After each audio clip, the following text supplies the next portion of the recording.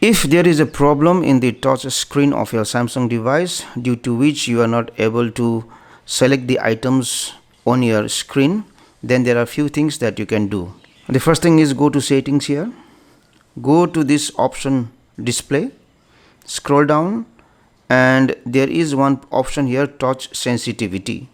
Increase the touch sensitivity of the screen for use with screen protectors. Enable this option.